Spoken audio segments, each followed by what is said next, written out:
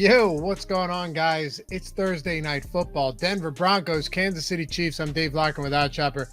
Bear with me. Tired today. Men's League Hockey will get you 10:30 p.m. game last night. I don't know why they do this. It's torture. Goes into overtime. We won, by the way. Not that you care. But you don't get home till like 12:30. By the time you're asleep, just a brutal feeling every single day when you wake up. I don't know why I do this to myself, but we're here, and I've got picks for the Broncos, 11-point dogs against the Chiefs in Kansas City today. Maybe Taylor Swift will be there. I'm sure all of us are very excited about that and want to keep hearing more from Adam Schefter about how many Instagram followers Travis Kelce is gaining every single week. It's riveting stuff. Just give me as much of that as possible. Anyway, hit that thumbs up, guys. Give me your favorite picks for tonight in the comment down below. I try and read all of them. And subscribe to the channel. Help us get to 100K.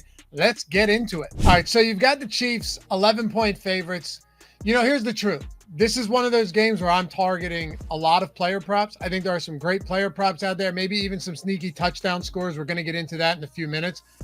But when it comes to something like this, the obvious thought, anybody, and I know I'll get comments down here, and you know what? Maybe you're wrong, but there's just no way that the public today isn't going to be on the Chiefs after seeing what we have out of the Denver Broncos, and now they're just, they're getting rid of players. It seems like they've already conceded, but they're 1-4 on the season. The only win they have is against the Chicago Bears, that come from behind win against an equally dreadful team outside of their win against the Commanders.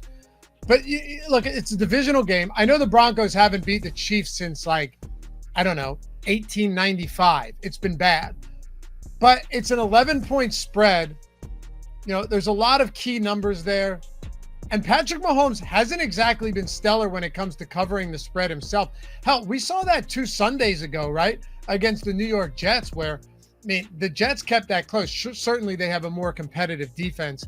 But at the same time, Russell Wilson hasn't actually been bad this season. And by the way, guys, I'm not trying to talk myself into the Broncos.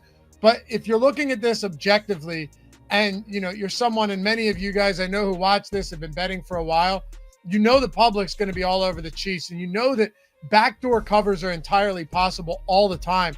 This is less about the Chiefs being better than the Broncos and more about being like the right side over time on a spot like this is grabbing a team as an 11-point dog in a divisional spot. And that's just kind of the way it feels. Let me add one more wrinkle into this too, because wait till we get to these player props and you'll see just how scattered and all over the place the target share is for the Kansas City Chiefs pass catchers this season. It makes it impossible to do anything, especially on the DFS channel, my first true love, trying to talk about these guys for a showdown slate tonight for daily fantasy football is so tough, because outside of Travis Kelce, the target share is distributed among 45 different people. Travis Kelce sprained his ankle, hurt his ankle on Sunday, came back completely taped up, ended up having a great drive, getting in the end zone, all of that stuff, which is great. But, how often do we see these spots where it's like, okay, yeah, he came back on Sunday looking like he was mummified from the waist down, and now it's only been 3 days to rest, limited practice on Tuesday, taped up heavily. I think he's probably going to push to play, but he's older than he once was, aren't we all? And we already saw him miss a game earlier this season. He's dealing with injuries that come with age as an NFL football player. He might not be close to 100% today. And if that's the case, you're going to have to distribute more targets to Rashee Rice and MVS, who's been terrible with Kansas City, and Sky Moore, who's just running wind sprints for fucking 60 straight minutes, and Justin Watson, who we're going to talk about momentarily. If Travis Kelce's, if that injury, limits him, then I think there's more reason that, not that the Chiefs lose, there's no way I'm betting the Broncos outright. But again, the whole metaphorical gun to the head situation here, I think I would just, if I'm betting the spread on this game, I think I would just take the 11 with the Broncos. I know the comments I'm going to get in chat. Hey, you're an idiot. There's no way the Chiefs don't rout them. And you could 100% be right. If that's your lean, go for it. Who knows? Don't listen to me or listen to me. It doesn't matter. Tail me, fade me, whatever. I'm just saying, logic would dictate in these spots more times than not that you take the 11 points with the Denver Broncos, especially against the Chiefs team that oftentimes has had trouble covering. So give me Broncos plus 11, as it's just a gross feeling. But The good thing is on games like this, and this is why I love sports betting, we have plenty of player props to talk about. I want to do that, but first, and feel free to skip ahead to the props if you're not in one of these 6 states. If you are in one of these 6 states, guys, you will want to listen to this for 2 reasons. You can pretty much go into tonight knowing that you can't lose. If you're in Colorado, Virginia, Ohio, New Jersey, Iowa, and most importantly, Kentucky. Because at Bet365 right now, if you bet $5, they're giving you $150 whether you win or lose. It doesn't matter if you laid down a massive 15-leg same-game parlay and lose, you got $150 coming your way. If you win that parlay, phenomenal. You also have $150 coming your way. If you're in Kentucky, you bet $1, and you have $365 coming your way because it's new to sports betting, and sports betting's new in Kentucky. I threw the link in the description if you want to get it. I threw it in the pinned comment as well. Colorado, Virginia, Ohio, New Jersey, Iowa, and the big one for Kentucky. Think of it this way. It takes 2 minutes to sign up. You sign up, you verify yourself, deposit $10, but you don't need to bet all of it. Deposit $10, and essentially you're making $150 in 2 minutes, $75 a minute. If you're in Kentucky, $365 in 2 minutes. Now you're on multiple sports books. You can get the best odds. Now you're getting free money from books that are trying to get a foothold in this industry and are throwing it at you. That's Bet365 right now. Link in the description and chat. Take advantage of free money if you're in one of those 6 states. And let's talk about some props. Also, guys, follow me on Twitter at Loughy_D. I'll be throwing props out leading up to this game. A lot of times we get more of them throughout the day. Like for the Monday Night Football game, I told you, hit me up on Twitter, LOUGHY_D, and we'll have props. We went Jacoby Myers because we didn't have any props because Devontae Adams was still questionable. Once those came out, we hit the over on Jacoby Myers receiving yards. Bang, we got it in the first half. Best feeling ever. Doesn't happen often, but we got there in the first half. So I'll see you guys over there. We got some better props to talk about now. So the first one I got is Isaiah Pacheco. Maybe I'm going chalky here. I really don't care.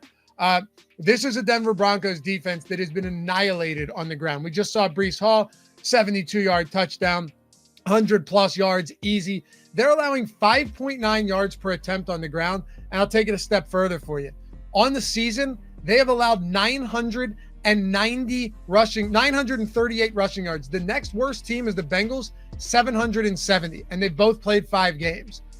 How about this? The Denver Broncos in 5 games this season wipe out that Josh Jacobs performance. Broncos looked semi-competent in week 1, but over the last 4 weeks, they've allowed 234 rushing yards, 171 to Chicago, 350 to Miami, and 122 to Washington.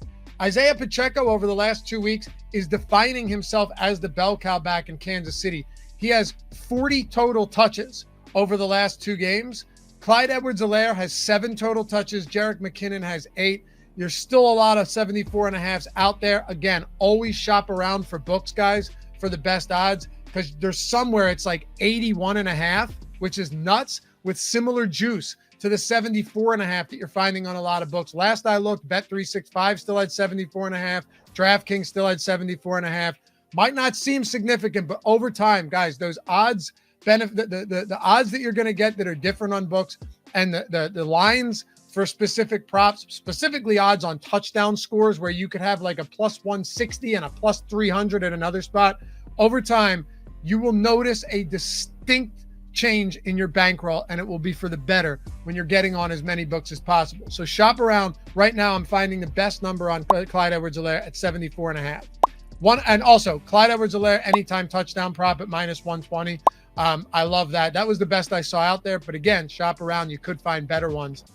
Also, I want to go Justin Watson over 16.5, longest reception. And here's why I'm not going anything else.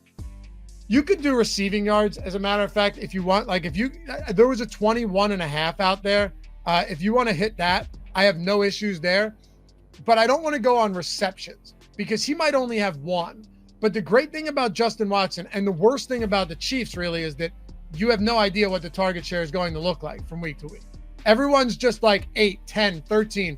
There's nobody above 13% target share not named Travis Kelce on this offense. It's terrible.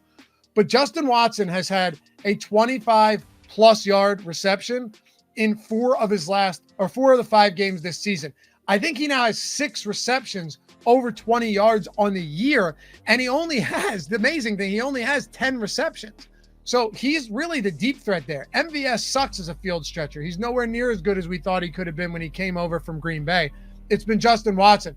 So if you want to go with that, you could just go receiving yards because all he needs is 1. Longest reception, essentially in my mind, is the same thing, which is why I'm doing that, 16.5 over 21.5. Either one. Or if you were looking and you could find it at some alt yardage at like a 50+ yard at big plus money for Justin Watson, that makes sense too. I think the same thing is applicable for Marvin Mims. Not going to get a lot of targets, but on the ones he does, they're going to be deep downfield. Against Washington, 50+ yard receptions. The following week, a 48-yard reception, or he just does nothing and it doesn't matter. You get zeroed out or you hit it on one play with like an alt yards or something like that. Things to think about today, because you don't want to go crazy with over props on these Chiefs receivers right now, unless you're going like longest reception or something where they only need 1 to get it done. So just keep that in mind when we're doing this. Like I said, Pacheco touchdown. And if you want to get wild, with a touchdown and play this differently, Noah Gray is at like plus 450 in some spots, anytime touchdown. If Travis Kelce isn't used as frequently and only in certain situations, you could see a lot of opportunities for Noah Gray. He led the team in routes run with 30 last week, and Travis Kelce missed some of that game. They do feature him in the red zone from time to time. You can get big plus money. That's our Mega Mind Genius anytime touchdown score of the day. So be sure to check all of that out. Follow me on Twitter at Loughy_D if you haven't done so yet, and we'll catch you guys back here for the next one. Peace.